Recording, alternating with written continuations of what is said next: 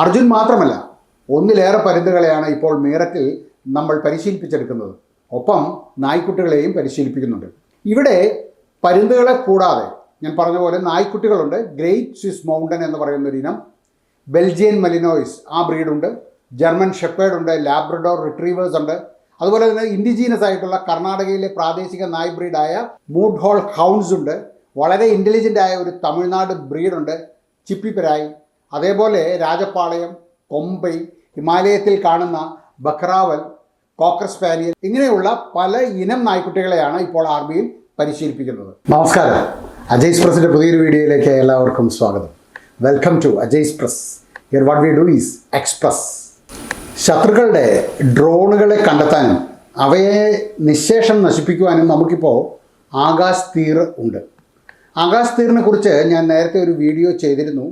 കാണാത്തവർക്കായി ഞാൻ വീഡിയോയുടെ link comment ബോക്സിൽ പിൻ ചെയ്തേക്കാം. ഇന്നും ഡ്രോണുകളെ കണ്ടെത്താനും നശിപ്പിക്കാനും നമ്മുടെ സൈന്യത്തെ സഹായിക്കുന്ന ഇന്ത്യയുടെ മറ്റൊരു ആയുധത്തെക്കുറിച്ചാണ് ഞാൻ പറയുന്നത്. അർജുൻ എന്നാണ് ഈ ആയുധത്തിൻ്റെ പേര്. എന്നാൽ നിങ്ങൾ വിചാരിക്കുന്നത് പോലെ അർജുൻ ഒരു ടാങ്കോ അല്ലെങ്കിൽ ആകാശ് തീർ പോലെ ഒരു എയർ ഡിഫൻസ് സിസ്റ്റമോ അല്ല.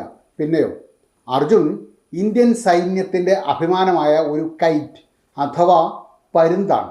ഇന്ത്യൻ ആർമി ഡ്രോണുകളെ കണ്ടെത്തുവാനും നശിപ്പിക്കുവാനും പരിശീലിപ്പിച്ചെടുത്തിട്ടുള്ള ഒരു പരുന്ത് ആണ് അർജുൻ.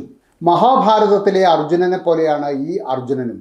അർജുനൻ്റെ കണ്ണുകൾ ഒരു ടാർഗറ്റിൽ സ്ഥിരതയോടെ നിൽക്കുന്നത് പോലെയാണ് ഇവിടെ നമ്മുടെ അർജുനൻ്റെയും കണ്ണുകൾ.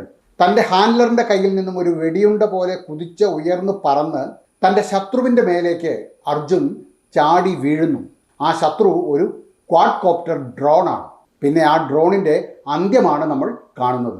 2022 ഉത്തരാഖണ്ഡിലെ ഓളി എന്ന സ്ഥലത്ത് വെച്ച് ഇന്ത്യയും അമേരിക്കയും ചേർന്ന് യുദ്ധ് അഭ്യാസ് എന്ന പേരിൽ നടത്തിയ ഒരു ജോയിൻ്റ് ട്രെയിനിങ് എക്സസൈസിലാണ് ആദ്യമായി അർജുനനെ ലോകത്തിന് പരിചയപ്പെടുത്തുന്നത്. ആ ഒരു എക്സസൈസിൽ ഇന്ത്യൻ ആർമി തന്നെ ഒരു സിറ്റുവേഷൻ ക്രിയേറ്റ് ചെയ്യുന്നു.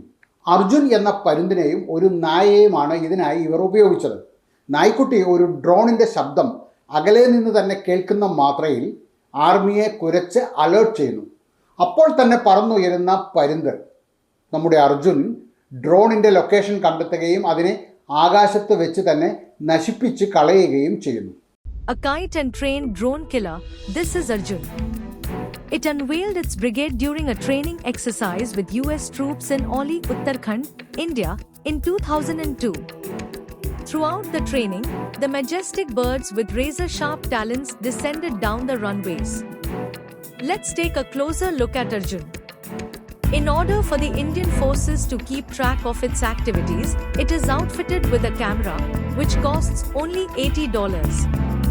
Considering the other nations' drone defense systems, it's incredibly inexpensive. To conduct anti-drone operations, India uses both kites and dogs. Dogs initially bark and sound an alarm when they hear the noise made by drones. The birds of prey are then released by Indian troops. These kites are simple enough to use and, as we mentioned, reasonably priced. Keep in mind that the cameras on their heads cost about $80 and they were made by Chinese.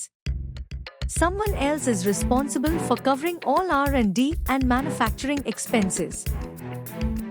While China is producing this equipment, India is constructing an anti-drone squadron that will be stationed on the Chinese borders.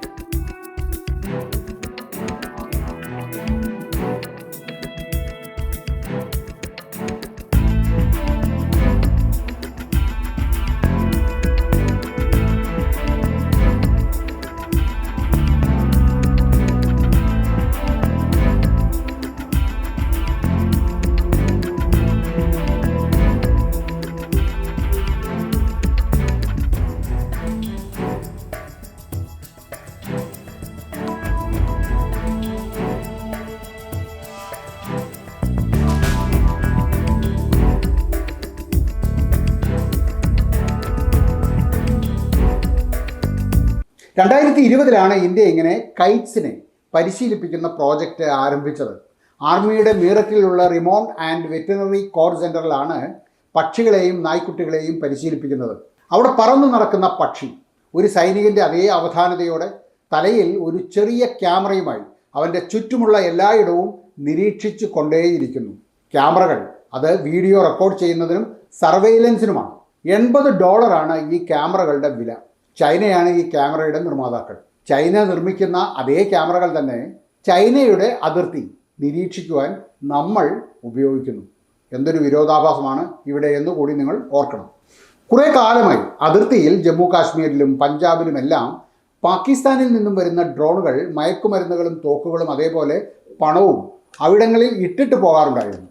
ഇങ്ങനെയുള്ള പാകിസ്ഥാനിൽ നിന്നും വരുന്ന consignment പലപ്പോഴായി സുരക്ഷാ ഉദ്യോഗസ്ഥർ പിടിച്ചിട്ടുമുണ്ട്. അർജുൻ മാത്രമല്ല, ഒന്നിലേറെ പരുന്തുകളെയാണ് ഇപ്പോൾ മീററ്റിൽ നമ്മൾ പരിശീലിപ്പിച്ചെടുക്കുന്നത്. ഒപ്പം നായ്ക്കുട്ടികളെയും പരിശീലിപ്പിക്കുന്നുണ്ട്. ഇവിടെ പരുന്തുകളെ കൂടാതെ ഞാൻ പറഞ്ഞ പോലെ നായ്ക്കുട്ടികളുണ്ട്. ഗ്രേറ്റ് സ്വിസ് മൗണ്ടൻ എന്ന് പറയുന്ന ഒരു ഇനം, ബെൽജിയൻ മലിനോയിസ് ആ ബ്രീഡുണ്ട്, ജർമ്മൻ ഷെപ്പേർഡ് ഉണ്ട്, ലാബ്രഡോർ റിട്രീവേഴ്സ് ഉണ്ട്. അതുപോലെ തന്നെ ഇൻഡിജീനസ് ആയിട്ടുള്ള കർണാടകയിലെ പ്രാദേശിക നായ് ബ്രീഡായ മൂഡ് ഹോൾ ഹൗൺസ് ഉണ്ട്. വളരെ ഇൻ്റലിജൻ്റ് ആയ ഒരു തമിഴ്നാട് ബ്രീഡുണ്ട്, ചിപ്പിപ്പെരായി. അതേപോലെ രാജപാളയം, കൊമ്പൈ, ഹിമാലയത്തിൽ കാണുന്ന ബക്രാവൽ, കോക്കർ സ്പാനിയൽ ഇങ്ങനെയുള്ള പല ഇനം നായ്ക്കുട്ടികളെയാണ് ഇപ്പോൾ ആർമിയിൽ പരിശീലിപ്പിക്കുന്നത്. ഇന്ത്യൻ ആർമിക്ക് തന്നെ നായ്ക്കളുടെ തന്നെ 25 ഫുൾ ഡോഗ് യൂണിറ്റും 2 ഹാഫ് യൂണിറ്റും ഉണ്ട്. ഏകദേശം 1200 നായ്ക്കുട്ടികളെയാണ് ഇന്ത്യൻ ആർമി ഇപ്പോൾ പരിശീലിപ്പിച്ച് എടുത്തിട്ടുള്ളത്. ഓരോ നായ്ക്കുട്ടിയും വിവിധ ജോലികൾ ചെയ്യുവാൻ പരിശീലിപ്പിച്ച് കൊടുത്തിട്ടുള്ളവയാണ്.